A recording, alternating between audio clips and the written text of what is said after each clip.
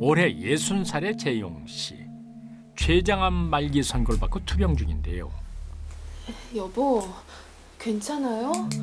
그런데 아내가 상당히 젊어 보입니다. 무려 30살이나 어린 아내 여진 씨. 문제는 남편의 여생이 얼마 남지 않았다는 것입니다. 마음의 준비를 하시는 게 좋을 것 같습니다. 네?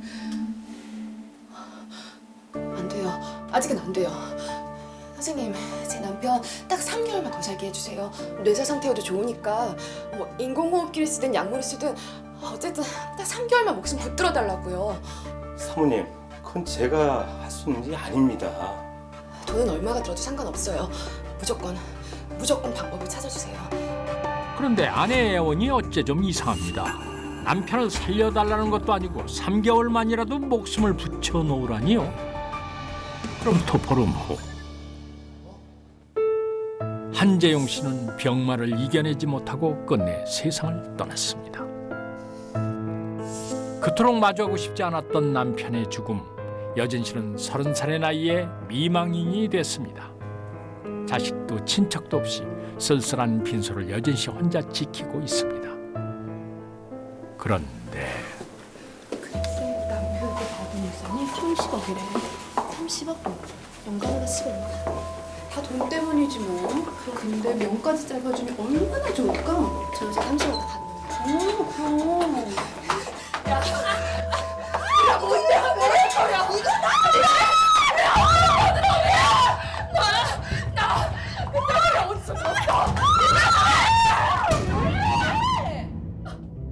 남편을 여빈 아내의 슬픔을 안타까워하기보다는 30억 원이란 어마어마한 유산을 두고 입방아를 찢는 사람들. 그게 지금 남편 죽은 여자한테 와서 할 소리야! 왜 다들 날 그런 시선으로 보는 건데? 내 남편 조연해. 내 남편 조연해. 내 남편 살려내! 젊은 미망인에게 상속된 막대한 유산을 둘러싼 파란만장한 이야기가 지금 시작됩니다. 장례를 마치고 며칠 후 남편의 자산관리사 김준호 씨가 여진 씨를 찾았습니다. 상속받으신 30억 사모님 계좌로 입금했습니다.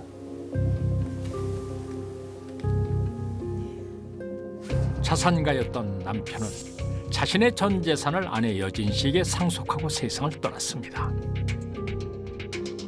하지만 30억 원이 든 통장을 받아들고도 낯빛이 어둡기만 한 여진 씨.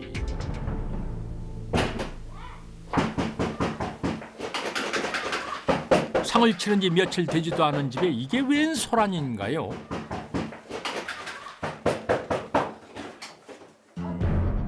그때 웬 젊은 여자가 다짜고짜 밀고 들어옵니다. 잠깐만요. 야, 네가 뭔데 유산을 30억이나 받아, 어?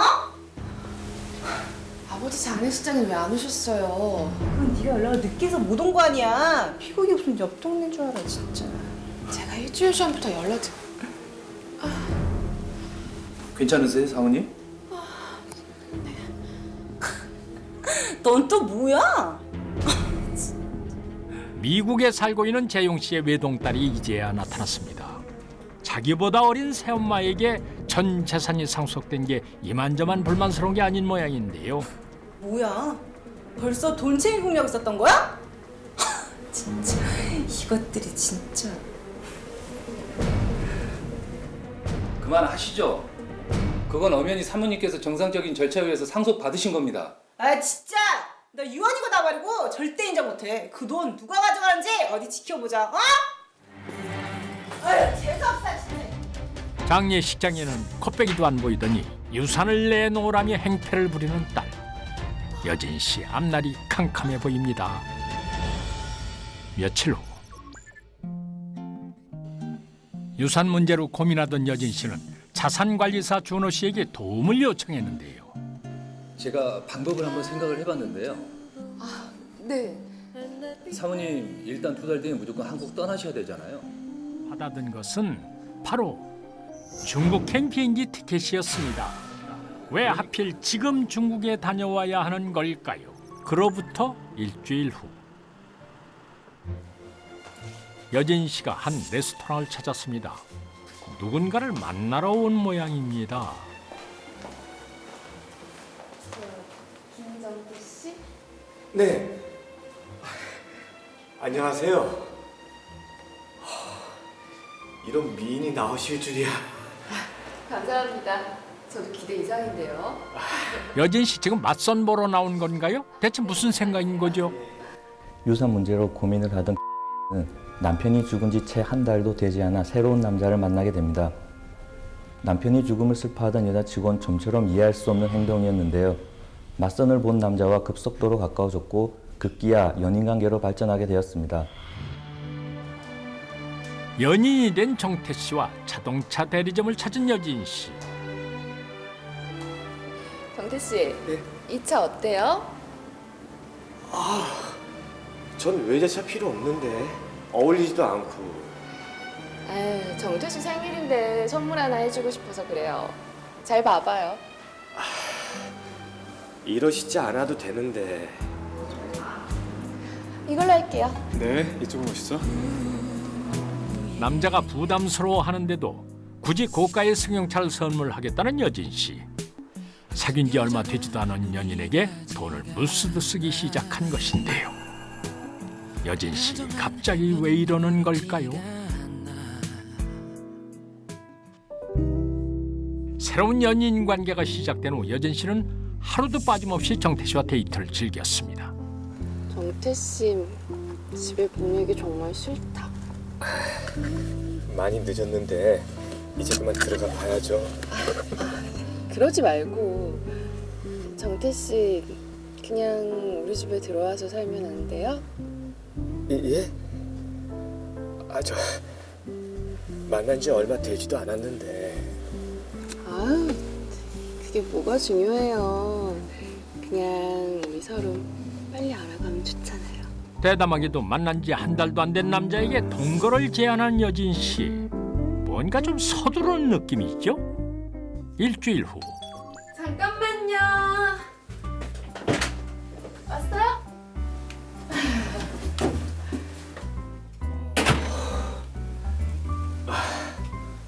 여기로 퇴근하려니까 되게 어색하네. 뭐가 어색해요. 정태 씨, 이리 와봐요. 죽은 남편과 살던 집에 새 남자를 불러들인 여진 씨. 들떠 보이는 여진 씨와는 달리 정태 씨는 여전히 부담스러운 표정입니다.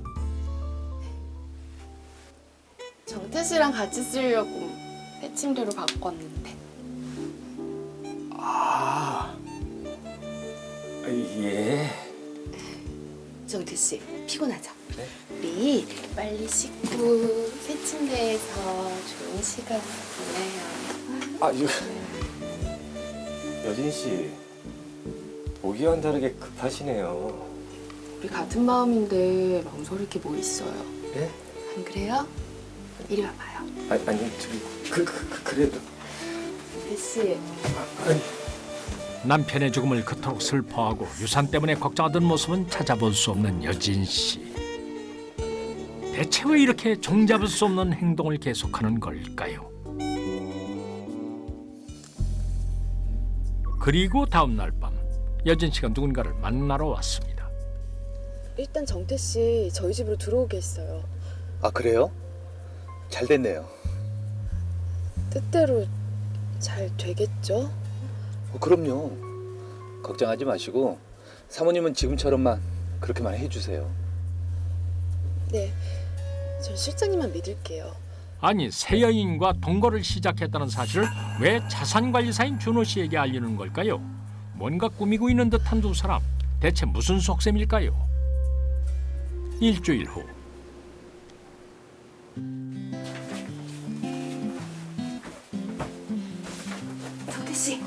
정태 씨 일어나 봐요. 정태 씨 일어나 봐요. 여진 씨 왜요? 정태 씨 저기 이거 봐봐요. 윈 서류 한 장을 건네는 여진 씨. 그런데 놀랍게도 그것은 바로 혼인신고서였습니다. 우리 관계 확실히 해주고 싶어요. 여진 씨. 네? 제 마음 잘 알잖아요. 근데 이게 그렇게 중요해요? 그치만 알겠어요. 나한테 시간 좀 줘요. 만남에서 동거까지 한 달도 안 걸렸는데 이제는 혼인신고까지 하자니 여진 씨의 속을 알 수가 없습니다. 한 달 후 여진 씨가 중국에 다녀오는 길.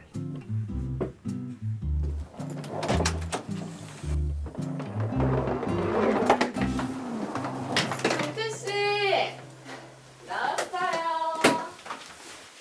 정태 씨.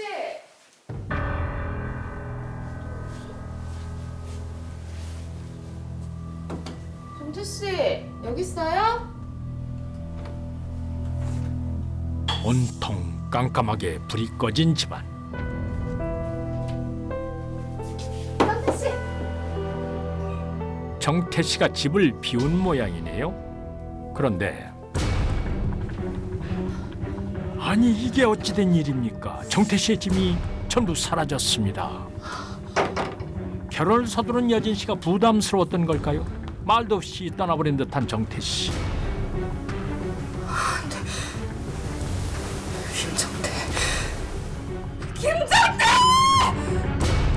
그런데 분노하는 여진 씨가 심상치 않습니다. 열흘 후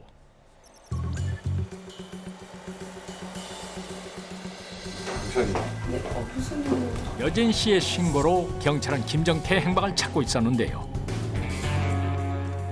바로 이 모텔에 투숙하고 있다는 제보를 입수하게 된 것입니다. 아, 왜 이렇게 늦었어? 빨리빨리 와야지. 김정태 씨.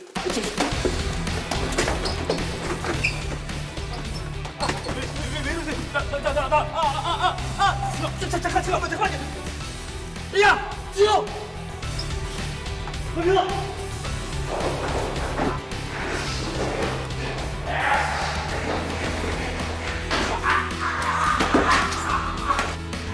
도주 중 경찰에 체포된 또 한 사람.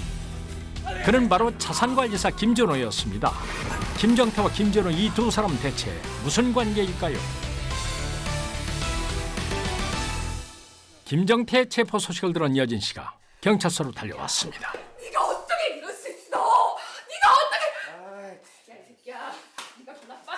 네가 더 나쁜 놈이야, 이 새끼야. 아이 진짜 내가 뭐? 내 유산 노리고 이 인간 나한테 미친 거잖아. 아니 유산 뺏길까봐 먼저 도와달라고 한 게 누군데 그래? 그래. 돈 때문에 너도 나 이용한 거잖아. 뭐? 김준호가 여진 씨에게 김정태를 붙여준 거라니 이건 또 무슨 말이죠? 그런데 그때 저기.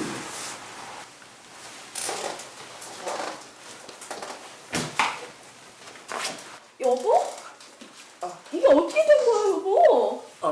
여보 그건 말이야. 아무것도 아니야. 여보? 야, 김준호! 도련님? 도련님은 또 왜 여기 있어요? 뭐? 도련님? 뭐야? 진짜 친형제였어? 유부남인 자신의 형과 여진 씨가 내연 관계를 맺도록 유도했다는 김준호. 대체 어찌된 일일까요? 이야기는 여진 씨가 남편의 장례를 치른 직후로 돌아갑니다. 상속받은 유산을 뺏겠다며 찾아온 전처의 딸. 야, 나 어차피 그 돈 가지고 못 나가. 하긴 네가 뭘 알겠니? 응? 그 돈 누구 손에 들어간지 어디 한번 보자. 어? 아, 진짜 재수 없어. 씨. 딸은 여진 씨가 유산을 가져갈 수 없다며 으름장을 놓았는데요. 그 모습을 옆에서 지켜보던 김준호는 한 가지 계획을 떠올리게 됩니다. 좀 괜찮으세요?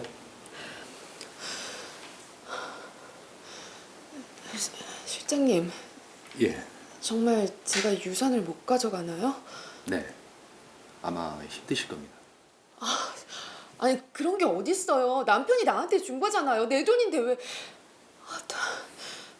무슨 방법 없을까요? 죽은 남편이 남겨준 30억 원의 유산을 여진 씨가 가질 수 없다니 준호 씨는 대체 왜 이런 말을 하는 걸까요? 잠시 후 그 놀라운 비밀이 공개됩니다. 아니 그런 게 어딨어요. 남편이 나한테 준 거잖아요. 내 돈인데 왜... 무슨 방법 없을까요? 이미 상속받은 30억 원의 유산을 가질 수 없다니 여진 씨에게 무슨 문제라도 있는 걸까요? 중국인이었던 는 한국 국적 취득을 얼마 안 남겨두고 남편이 사망을 하면서 국적을 취득할 수 없었는데요. 남편의 유산을 상속받긴 했지만 당시 여권도 만료된 데다 결혼 이민 비자로 받은 체류 기간까지 만료되어 중국으로 떠나야만 했던 상황이었습니다. 하지만 는 자신이 중국에 가 있는 사이 전처의 딸에게 유산을 뺏길까봐 몹시 두려워했는데요. 자산관리사는 가 한국 실정과 상속법에 대해 잘 모른다는 점을 이용하여 유산을 중국으로 가져갈 수 없다고 속였고요. 자신이 유산을 지킬 수 있도록 도와주겠다며 놀라운 제안을 했습니다. 가장 좋은 방법은 제 3자 계좌로 옮겨놓는 게 가장 안전하긴 한데. 그럼 실장님 계좌로... 아니요. 제 계좌로 입금이 되면 분명히 추후 문제가 될 수가 있거든요. 그래서 말인데 제가 믿을 만한 사람을 한 명 소개시켜드리는 건 어떨까요? 네. 전처의 딸에게 유산을 빼앗길까 전전긍긍하는 소여진에게 김준호는 제3자의 계좌로 돈을 옮겨 놓아야만 한다고 거짓말을 했던 것입니다. 형이 총각인 것처럼. 소여진에게 말한 믿을 만한 제3자는 바로 자신의 친형 김정태였습니다. 30억 미만의 비밀. 어때? 느낌 오지? 뭐야? 이 여자 재밌네. 그치. 감오지? 특별히 뭐 다이어트 같은 것도 하시고. 소여진 역시 중국보다 한국에서 살고 싶은 마음이 컸던 상황. 소여진은 소개받은 김정태와 결혼해서 한국에 남을 작정으로 그의 마음을 얻기 위해 물심양면으로 노력을 아끼지 않았습니다. 하지만 아무리 연인 사이라도 해주고 싶어요. 전 재산을 맡기기엔 불안했던 소여진. 혼인신고를 하자는 소여진의 요구에 난감해진 김정태. 그는 소여진이 떠날 날만을 기다리며 혼인신고를 철필 미뤘던 것입니다. 사모님 계좌에 있던 26억 이쪽으로 다 옮겨놨습니다. 네. 여진 씨. 조심히 다녀와요. 내가 잘 지키고 있을 테니까. 네. 얼른 가서 잘 처리하고 올게요. 그동안 잘 좀 부탁해요. 결국 는 체류 기간 만료로 상속받은 모든 재산을 에게 맡기고 중국으로 떠났습니다. 이 계좌로 돈이 들어오자 형제는 돈을 마음껏 쓰기 시작했는데요. 증권 투자와 개인 채무 변제, 융비 등으로 탕진했습니다. 얼마 후 중국에서 비자 문제를 해결하고 돌아온 이 같은 사실을 알고 형제를 고소를 했고요.